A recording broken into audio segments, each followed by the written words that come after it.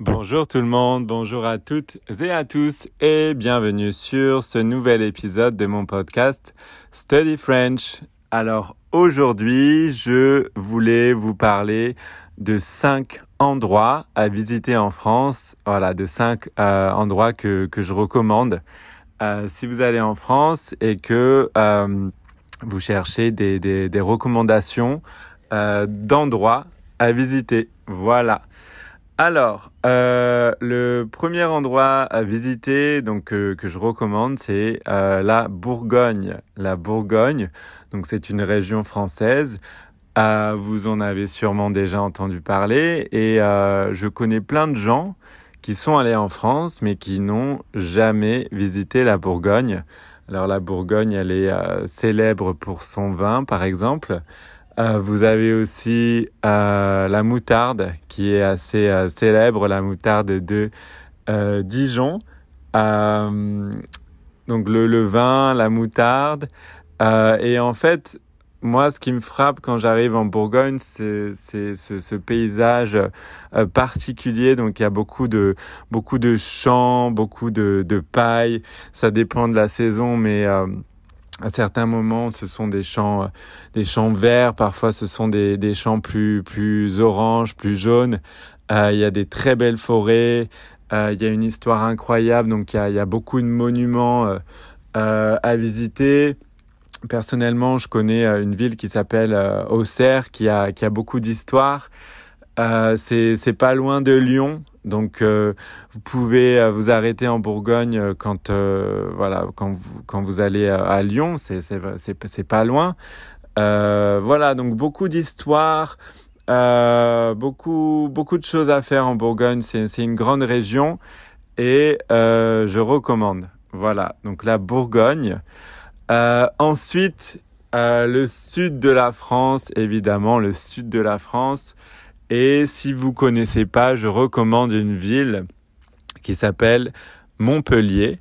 Montpellier, c'est une ville où j'ai fait une partie de mes études et que j'adore. C'est une ville entre ville, entre plage. Donc la plage n'est vraiment pas loin. Si je me trompe pas, ça fait longtemps que je suis pas allé, mais si je me trompe pas, ils ont depuis construit un tramway, si je dis pas de bêtises, qui va jusqu'à la plage. Donc, il est très facile de se rendre depuis le centre-ville vers la plage en utilisant le transport en commun. Voilà, donc Montpellier, une ville que je recommande énormément. Donc, le centre historique de Montpellier est plein d'histoires. C'est vraiment très joli. Il y a beaucoup de petits magasins, beaucoup de belles ruelles, etc., etc. Et vous avez les villages autour de Montpellier, les villages du sud de la France, vraiment très jolis. Donc Saint-Mathieu-de-Tréviers, par exemple, Saint-Gély-du-Fesque, etc., etc. Donc il y a comme ça des vignes, de la lavande, etc., etc. En été, c'est vraiment très joli. Il y a une odeur particulière. Il y a, j'allais dire que cette région a vraiment une saveur particulière, presque.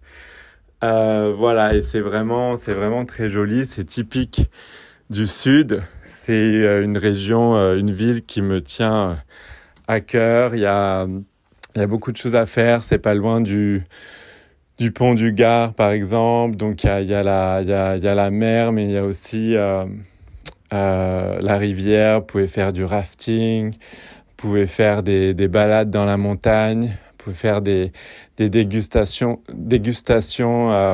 parce qu'il y a beaucoup de vin aussi. Le vin y est très bon. Voilà, il y a plein de choses à faire. Il y fait bon vivre et c'est pas loin de Marseille. C'est pas loin de Toulouse. Voilà, vous avez après tout le sud de la France, évidemment. C'est pas loin de Barcelone en Espagne. Donc c'est vraiment très très bien situé et c'est une ville que j'adore. Voilà, Montpellier. Ensuite, en troisième, je voulais vous parler de Lyon. Donc Lyon, j'y suis allé quand j'étais... je connaissais pas avant Lyon et j'y suis allé, j'avais... je sais plus, peut-être... j'étais au début de ma vingtaine et j'ai été frappé par ce côté entre ville et... Pardon, entre Paris, je dirais, et le sud de la France. Pour moi, il y a une partie qui me fait beaucoup penser à Paris et une autre partie qui me fait beaucoup penser au sud de la France. Voilà, donc le côté ville, mais aussi le côté sud de la France, influence avec l'histoire, les petites rues avec les pavés, l'histoire avec les Romains, etc., etc. C'est vraiment une ville très charmante, Lyon, pour moi. Il y a de très bons restaurants. Pareil, vous pouvez faire des dégustations. La nourriture est excellente, évidemment. Le vin, donc l'histoire, la culture. Il y a des très beaux spectacles. Il y a le Festival des Lumières, si je me trompe pas, à Lyon aussi. Donc, très culturel, très artistique.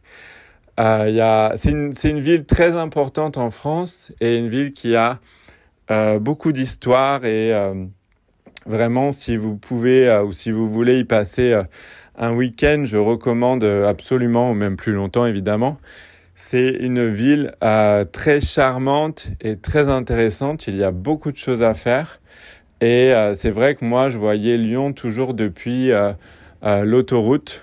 Donc depuis la voiture, et quand je m'y suis arrêté pour explorer cette ville, j'ai été vraiment très agréablement surpris et j'ai adoré. Voilà pour Lyon. Ma 4e recommandation, c'est Tahiti, évidemment la Polynésie française, où j'ai passé une très très grande partie de ma vie. Donc Tahiti, île très connue et qui fait partie d'un ensemble d'îles qu'on appelle, donc l'ensemble, on l'appelle la Polynésie française. La Polynésie française, et il y a 118 îles, 118, donc j'allais dire en anglais 118, 118 îles, donc beaucoup. Beaucoup de gens ne savent pas ça d'ailleurs. En général, les gens connaissent Bora Bora, donc Bora Bora, Moorea et Tahiti.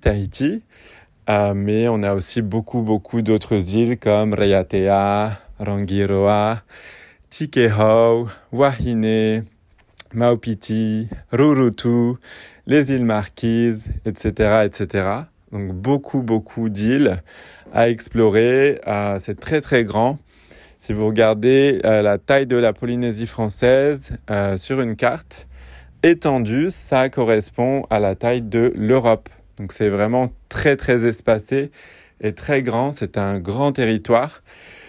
Il y a beaucoup de choses à faire. Donc la montagne, le lagon, l'océan évidemment, beaucoup d'activités aquatiques, nager avec les requins, les dauphins, les baleines, faire du surf, du snorkeling, donc explorer les coraux, les poissons avec votre masque, vos palmes et votre tuba. Du surf, je l'ai dit, de la plongée évidemment pour voir les raies, les requins et les poissons multicolores, les murènes, les poissons-pierres, etc., etc. Et ensuite la nourriture qui est un mélange de nourriture tahitienne, française et chinoise principalement. Donc c'est excellent, le poisson cru notamment à découvrir et les balades en montagne évidemment. Voilà, je pourrais vous parler de la Polynésie française pendant des heures. Donc je vais m'arrêter là pour passer à peu près le même temps sur chaque région entre guillemets. Mais c'est vrai que je pourrais en parler pendant des heures. Voilà. Et la 5e et le 5e endroit dont je voulais vous parler pour terminer, c'est l'île de la Réunion. Alors l'île de la Réunion, j'y ai passé quelques mois quand j'étais petit, mais je m'en souviens quand même assez bien et c'est une région que j'ai adorée. Voilà, donc l'île de la Réunion, c'est une île française qui se trouve dans l'océan Indien. Et première chose qui m'a marqué, c'est la nourriture donc il y a des plats, certains des plats sont épicés. C'est vraiment excellent, ça m'a marqué. C'est une île très très belle. Je me souviens du surf, je me souviens de l'eau évidemment. Et de l'île en elle-même, c'est vraiment très très beau.